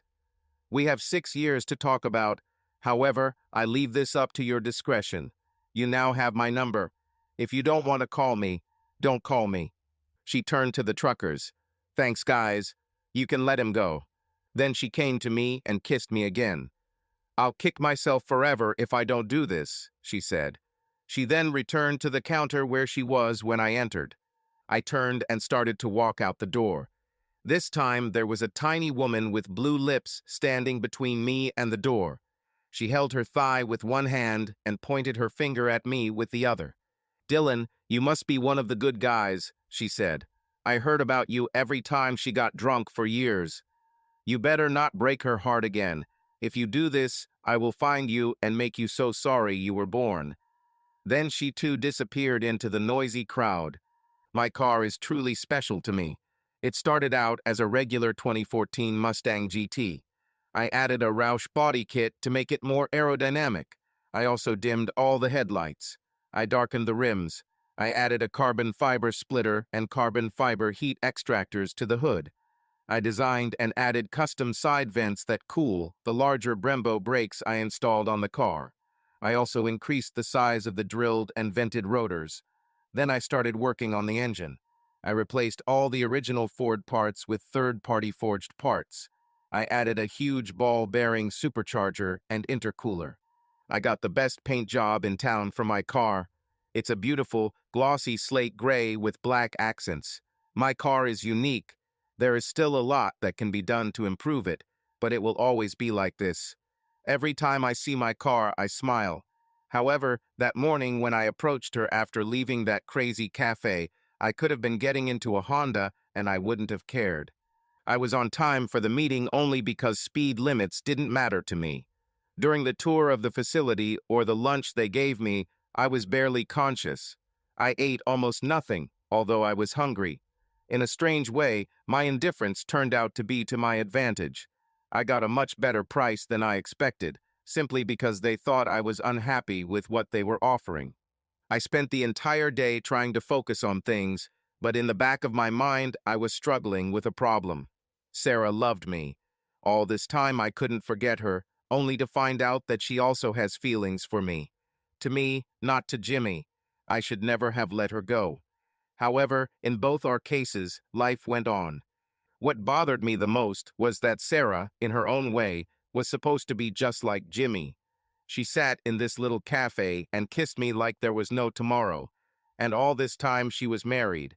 What kind of traitor did she turn out to be? And if I start any kind of relationship with her, doesn't that make me just as bad? And finally, even though I had cut Gretchen out of my life and tried my best to get her out of my heart, we were still legally married. It was one hell of a confusing situation. I didn't really care how it affected Gretchen. By this point, she was probably only dreaming of divorcing me so she could marry Jimmy. The most important thing to me was how it would affect Sarah's husband. What if they have children? I was almost back in the car when my phone rang. I looked at the screen and didn't recognize the number. I had to be very careful with unknown numbers. I was sure one of them would one day be from Jimmy or Gretchen. "Dylan, why haven't you called me back yet?" she asked. "I thought you were giving me a choice whether to call or not," I smiled. "I just said that to make you think you have a choice," she said. "I let you go once, now Jimmy and I will fight for you. Can I please explain everything to you? Rockage and I are married, but that's all." "Are you saying that you have an open marriage?" I asked. "Our marriage is so open that you could travel through it on a train," she said. "Our marriage is so open that it can be compared to an open space on the street." Then, as if realizing how it sounded, she gasped. "No, Dylan, it's not like that," she said. "Can I please? Give me half an hour to figure it out, and we'll talk," I said. Her joy that I was going to come was transmitted to me through the phone. It took less than half an hour. As soon as I parked in front of the cafe, Sarah got out. She had a large basket, as if she was preparing for a picnic. For 6 years, they treated her with care. Her eyes were just as beautiful, and her breasts became larger. Sarah didn't seem like the kind of person who would do plastic surgery, and the new curve in her hips did not escape me. As soon as she sat down on the thick leather seat next to me, she turned and kissed me. My doubts melted away at the touch of her lips. I started the car and drove to where she showed me. We found ourselves on the dry shore of a small, secluded bay. Several small boats were tied there, but there were no people. We got out of the car and sat down on the shore. She took my hand and turned to me. Then she leaned over and kissed me. "I needed it for courage," she said. Then she began her story. "Dylan, let me start from the beginning," she said. "Jimmy was my first boyfriend after school. I was a year younger than you two. You were both 19, I was 18. Jimmy had the gift of eloquence, and he was my first. He and I did this a couple of times, and then something special happened. I met you. Dylan, Jimmy was my first boyfriend out of high school, but you were my first and only love. Jimmy had sex with me, but what you and I did was something completely different. I could have left Jimmy or broken up with him weeks before I did. I heard from friends that he was cheating on me and experimenting. He slept with the dirtiest girls on campus. The only reason I didn't break up with him was because I couldn't lose you. Jimmy thought he had you to keep me busy. In fact, I put up with him so I could spend time with you. When we studied, I found ways to touch you. I always stayed much longer than I needed to. I hope that we—" Her sigh brought back memories. "I was sure that I couldn't take you away from him," she continued, "but I knew that we both felt the same way about each other." So when my uncle called and said my mom had been in an accident and my dad needed me, I left. I was sure that I could find you, or you would find me. It just took you too long. Meanwhile, life went on. My mother never recovered, and my father died shortly after. Meanwhile, my uncle, who was even older than my father, needed help running the cafe. He had a heart attack a couple of years ago, and now the place and its strange characters are all mine. Rockage, my husband, that's another story. He's the best cook I've ever met. He was from Pakistan and came here on a work visa. When his visa expired before he could become a citizen, I had a problem, so I married him so that he could stay in the country. Our original agreement was that after he became a citizen or stayed here long enough to get a divorce, we would separate. That date came and went, but we never went through the divorce process. He got his citizenship, and I think his presence is helpful because he keeps the guys away. You should know that our marriage is only nominal. We never slept together. From the look in her eyes when she said this, I was sure that she was telling the truth. She settled comfortably in my arms, letting out a sigh of satisfaction. I was touched that my acceptance meant so much to her. The problem was that I wasn't sure she would feel the same way when I told her my story. So, Dylan, my husband is not a problem for us, she said. What about yours? Is Jimmy still around? I told her my version of what had happened since we last saw each other. I didn't hide anything. I told her how long it took me to forget her. Talked about meeting Gretchen and our marriage and how it ended. He told her how he beat Jimmy, which she really liked to hear. Finally, I told her about moving across the country and my large blended family and how grateful I was for their support. When I finished, she just had a huge smile on her face. Why are you smiling? I asked. What else should I do? She asked. Now you are finally mine. Nothing else will change that. No crazy brothers, no ex-wives with bad boy complexes and low self-esteem. We're finally together. And we were together. From that moment on, not even C4 could separate us. We were in no hurry to return to the bedroom, but it was worth it. Our speed seemed fast to everyone around us, but to us it was glacial. For example, it took almost 3 months from the first time I walked into the cafe before Sarah moved into our house with me. However, we were both ready for it on the first night. My relationship with Sarah was on a completely different level than it ever was with Gretchen. My marriage to Gretchen was based on the fact that I loved her with all my heart and soul, and she allowed me to. Sarah responded to every bit of my love for her and returned it in equal measure. A big development in our relationship began with Father Jimmy, the second of my 3 father figures. During one of our holidays, when the whole family was together, I was so busy working on other people's cars that he asked Sarah why she was letting me do this. She told him I love it so much that she supports it with all her heart. He said that I should do this to earn money. Within a week, I had a business plan and started looking for locations. I did my research to determine how much startup capital I needed. A few weeks later, when the whole family was back together, Sarah told Jimmy's father that I was acting on his idea. She beamed with pride as she told them what I had done so far. After dinner, Father Jimmy invited me to my office to talk. Before he began, my father also entered the room, followed by Bernie, Gretchen's father. Between the money the 3 of them offered me and my own savings, plus a loan from my retirement plan, I had the money I needed for startup expenses without going to the bank. Although none of them wanted it, I decided to pay them interest on the money they lent me. This way, I could achieve my dream without putting their retirement savings at risk. We were all happy with this agreement. Life went on, and by the end of our first year together, I simply could not imagine life without Sarah. My business was doing well, and I quit my job at the factory. I had 3 technicians working with me, and I even considered doing emergency repairs for large trucks, since I was getting a lot of clients from Sarah's trucker friends. The best part for me was that I was paying off my debt to my fathers quickly. I decided that their investment and faith in me should be valued more than just repayment and a little interest. I decided to give each of them 10% of the business. This way, they will always have income. They deserve it. The day I decided to do this, Bernie flew in for the weekend. It arrived a little later than I expected, but only by an hour or so. Bernie always rented a car and drove himself to our house. I was in the office when Sarah came to pick me up. "Honey, Bernie is here. I think you should come down," she said. I walked down the stairs and saw Bernie. He was as pale as a sheet.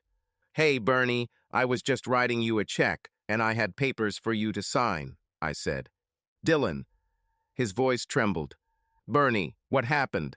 I asked. "Is Patty okay?" "She's fine, and so are our Abby and Patrick," he said. Patrick was Abby's fiancé and the love of her life. "I urgently need to return on the next plane," he said. "I know you don't want to hear about her, but this concerns Gretchen." Jimmy beat her again. This time he sent her to the hospital. Gretchen.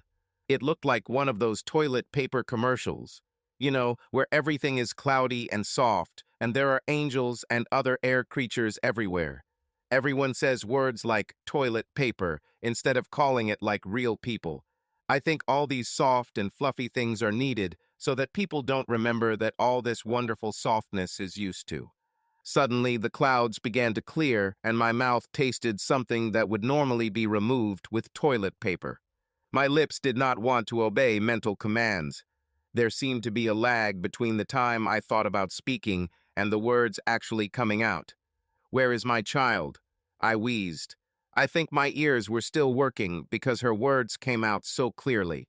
"Here she is," said my mother. I felt a hint of concern in her voice. I tried to open my eyes, but only one eye opened. The other seemed glued together. Through the fog, I saw the concern on my mother's face, and as if I had gained telepathic powers from the beatings, I knew what that look on her face meant. Of course, her new Sarah Palin glasses and trendy hairstyle told me I was right. My mother was either going to visit my husband, yes, I still had the right to call him that, or had just returned from him. "This would never have happened to you if you had stayed with Dylan." I knew that was exactly what she was thinking at that moment. Does she think I don't know this? Does she really think that I haven't cursed myself for my stupidity every day since he left me? Why does everyone have to point out the obvious as if I'm too stupid to understand it? Crap. I went to college. I am not stupid. I just have a blind spot when it comes to a certain type of man. But now I'm cured. I swear to God. Oh, God help me, I will never again look at a man with even the slightest character problem. Most of all, I would like people to stop thinking that I'm stupid or that I can't see the forest for the trees. Let them just understand that we are all different, and that at any moment any person, regardless of the level of intelligence, can succumb to his personal weakness. Overweight women can't resist cake. Rich women can't resist ugly, expensive shoes, and I'm sure Dylan has a garage full of Mustangs right now. I fell for Jimmy's bullshit again, and it cost me dearly. I'm paying for my mistake, so please all the well-meaning people in my family stop pointing this out to me. Last year was terrible. It was full of hell. Jimmy and I are locked in a mutual hatred of each other, hoping that the one person who can free us from our relative purgatory will return. He blames me. I blame him, and we hate each other more every day. The two things we argue about the most are, of course, Dylan and our daughter. During the time that we were together, you can't call us together. He doesn't even try to have sex with me when he's drunk. Either way, the facts have gotten a little confusing for poor Jimmy over the past year. That bastard now blames me for betraying Dylan. He now claims that I was the one who seduced him into doing what we did. He places all the blame for what happened on me. "You deceived me," he shouted at me. "I just need to go and find Dylan." "I wish you would go away," I replied, "especially the part about leaving." "As soon as your parents tell us where he is, I will," he said. "You could ask your parents," I said, "but you haven't spoken to them in years." "Why? Are you afraid to see the disappointment on their faces?" "Maybe I should ask your hot sister," he smirked. "This is a real woman. She has such a hot ass. Of course, I might have to have sex with her to get her to tell me where he is. It's funny, isn't it? Your own sister goes to Dylan's house all the time. I'm sure they have a lot of sex. Hey, your sister will be the third girl we both have had." He laughed. Then I laughed even louder. He looked at me, not understanding what I was laughing at. You're almost right, I laughed. My sister really goes there often, and she really tried to rush to Dylan. She told me about it. He categorically refused. She thinks he had two reasons. The first is that he loves her like his own little sister, and did not want to spoil the relationship between them with such a mistake. The second is that she is sure that he still loves me. I laughed again. But the funny thing is that my sister recently met someone and is engaged. She's really in love with a man who loves her back, so you don't stand a chance. But even if she was free, she wouldn't sleep with you. So you got the facts a little mixed up. Dylan wouldn't sleep with Abby. Abby wouldn't sleep with you. I laughed again. He became more and more irritated. And what will you have when I leave? He asked. He left you too. I don't know what he even saw in you. When Dylan and I get back together, you'll just be an unpleasant memory. So now you can admit it, huh? I asked. You finally realize that without Dylan you're worthless. He has guided you through your entire life. You are nothing. And he has already started that business that you always talked about. He did it without you. He finally realized that you were just holding him back. After that, I woke up in the hospital. Even Jimmy couldn't seem to harm his own child. He called 911 and then called my neighbor to keep an eye on Patigale. He could ignore and hate her, but he never harmed her. He called my mother and asked her to pick him up Patigale. He then left before the ambulance arrived, as police sometimes responded to domestic calls. I remained conscious long enough to talk to my mother and endure her accusing glances. Then I fell asleep again, either from the throbbing pain in my head or from the unpleasant cocktail of drugs in the Roman 4 that was attached to my wrist. They kept waking me up and checking my eyes. I think they suspected a concussion and didn't want me to sleep too deeply. Over the next few days, I had a visitor or visitors, each with a different agenda or approach. My father wanted me to talk to the police and put Jimmy in jail. My mom wanted me to try marriage counseling. My sister's visit was interesting. I think you endure all this and live in this hell because of guilt, she said. You think that if you punish yourself long enough, Dylan will come back and say enough is enough. Gretchen, what you did to him was terrible. You hurt him badly. However, he has already experienced this. He's happy again. He has this whole car business, so you can stop punishing yourself. Hearing that he was happy made me happy. This meant that it was now only a matter of time before he decided to come home, if not for me, then for Jimmy. However, the visit that most impacted my life was from Jimmy's mother. As usual, Dylan's mother was with her. "Why are you doing this?" she asked. "Dylan earns money by the handful." "And what does this mean for me?" I asked. "It means you don't have to go through this alone," Dylan's mom said. "I'll be fine," I said. "We know you're strong," Jimmy's mom said. "But we are worried about our granddaughter," Dylan's mother said. I knew that two mothers, like their sons, shared everything, but raising my daughter together was new to me. But then everything was strange. Sometimes it felt like Dylan took my family away from us, leaving me with Jimmy. "She doesn't understand," Dylan's mother said. "I told you she didn't understand." "Give her the book," Jimmy's mother said. Dylan's mom handed me an old, tattered photo album. I started looking at photographs. There were a lot of pictures of Jimmy and Dylan together, and then a lot of children's photographs. "Oh my God," I said. "Jimmy was such a sweet kid. It's a shame he became such a bastard. In some of these photos, he looks exactly like Patigale." They looked at each other and smiled. "This is Dylan," they said at the same time. "You need to do a DNA test," one of them said. "It won't be pretty, and you'll need proof," said another. The rapid beating of my heart only confirmed what the photographs showed. If they're right, I've wasted over a year of my life, closer to 2 years actually. A year into my daughter's life and a full 9 months of pregnancy. A pregnancy that could have been a dream instead of a nightmare. "Why did you two wait so long to tell me?" I asked. "We told you the day after she was born," Jimmy's mother said. "Do you remember when we came to you?" "I thought you were telling me that I needed to make Dylan apologize for not coming," I said.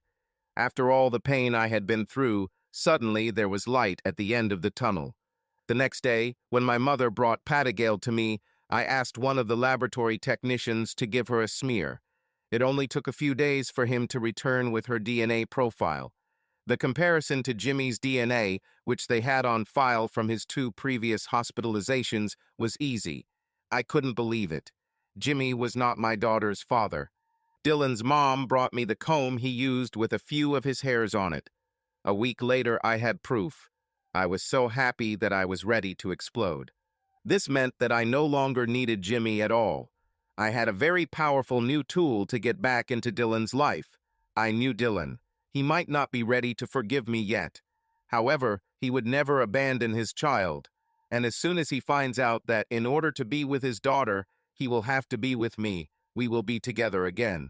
As soon as we are together, I will win his heart again. This time, I will be the wife he deserves. I've learned my lesson. The only obstacles remain Jimmy and how to get the message to Dylan. I knew from my neighbors that Jimmy was back in my apartment.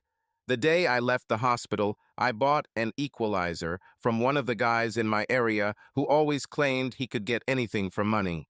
For the first few days after returning home, Jimmy and I avoided each other, so there were no problems. In fact, the biggest blow came from an unexpected source. I called Abby to discuss my idea with her.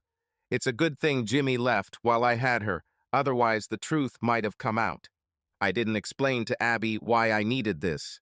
Just asked her to contact Dylan for me. She categorically refused. I won't do it, she said. I know you've been through hell, but you'll have to find someone else to save you. You've hurt him too much, and I won't betray him. Not for you or anyone else. He is like a brother to me. Ask someone else. But this is important information, I said. He should know this. He's happy again, Gret, she said. I won't ruin this. Besides, you're late. Everyone except you already knows this. He found someone else. Her words hit me like a cannonball. My life was truly ruined. I ruined everything, and there was no way to fix it. I could only blame myself. I also blamed everyone who hid from me that he continued to live, and I really blamed the mothers. They should have made me do something on my daughter's birthday instead of leaving vague hints. I sat thinking about it for a long time after Abby left. I was a bad mother that evening. The next day, when I returned to work, it was even worse. Jimmy tried to start a conversation, even apologized in his own way. However, I didn't give in. Finally, it dawned on me. My plan will still work. I was sure that, faced with a choice between some woman and his child, he would choose Patagale. I just had to put him in that situation. I decided to go through the weakest link in his protective wall. My mother will tell me, not because she didn't love Dylan, but because she loved me too. But even she refused to give him a message. However, she gave me Dylan's home number. I called and left him a message. Said I needed to see him or talk to him because I had important information he needed to know. I gave him a number where he could find me. I sat by the phone, waiting for his call. 3 hours later, the phone rang. It wasn't Dylan. There was a woman on the line. She asked me, and I said I was unavailable but could pass on a message. She asked me to tell Gretchen that Sarah called. As soon as I heard her name, a chill ran through my veins. I knew who she was. She was Dylan's first love, his first everything. Sarah, like me, was forced to choose between them and turned out to be much stronger than me. If she was with Dylan, I didn't stand a chance. I hung up the phone with a bang. I turned around when I heard laughter. Jimmy stood behind me. Tried to get around me. He laughed. Now look at who's the loser. All I have to do is call Sarah. She won't be able to refuse me. Just like you couldn't. I quickly deleted the message. He won't be able to call without knowing the number. I went to my room and just started crying. I looked at myself in the mirror and realized that Jimmy was right. I looked terrible. The woman Dylan fell in love with is gone. Time and too many bad experiences have changed me. There are too many wrinkles on my face and too many folds. Only my expression was no longer the open and friendly expression of the young woman I once was. Plus, my pale skin looked yellowish and unhealthy.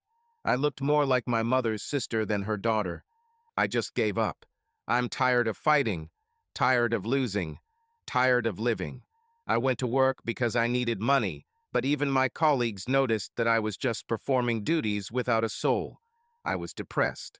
I think I knew how Dylan felt that night when he came to talk. I remembered the song he was playing when his car pulled up.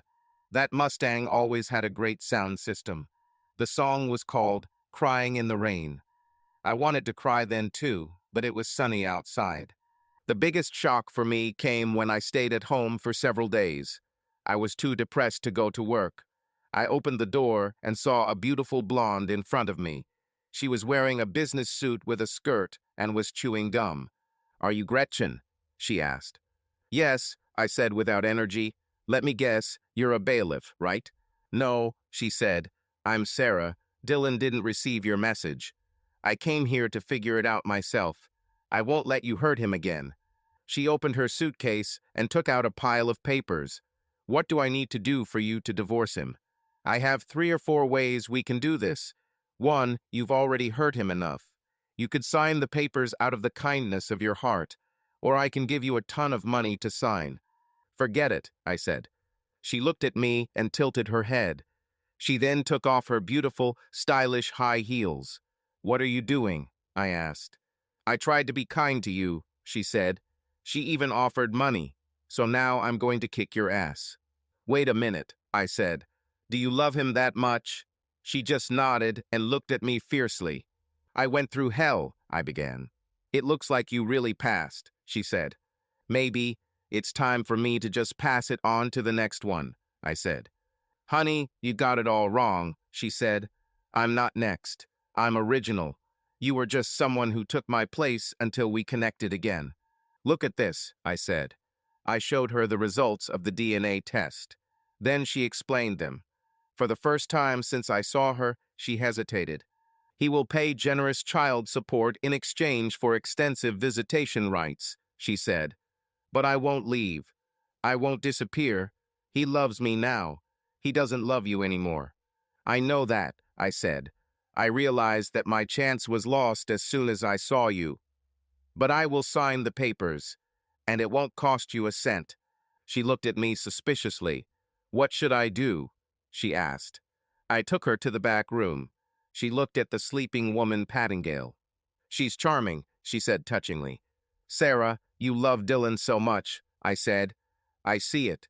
Do you think you could love our daughter too?" "Of course," she said. "Do you want us to look after her for a while?" "Something like that," I said. I packed a small suitcase with my daughter's favorite toys and another with her clothes, diapers, and favorite sippy cups. I let Sarah hold her for a while at Pattingale. I could get used to it. When she woke up from her nap, I asked Sarah to play with her. I then signed the papers and told Sarah it was time for them to leave. It was almost time for Jimmy to return, and I didn't want him to see Sarah. Who knew what could happen? I kissed my daughter again and wished her a happy life. Then I watched as Sarah put her in her car seat and drove away. The words from that song were running through my head, just as Dylan must have been that night when he came to the house he bought for us, only to find that I had betrayed him again. Nobody understands heartache. Nobody understands pain. No one ever sees tears when you cry in the rain. Subscribe to our channel so that your love doesn't cheat on you, and go ahead and listen to the next story, because this story is nothing compared to the next one. If you're under 18, don't even think. Click to the next one. Click to the next one. Click to the next one. Click to the next one. Click to the next one.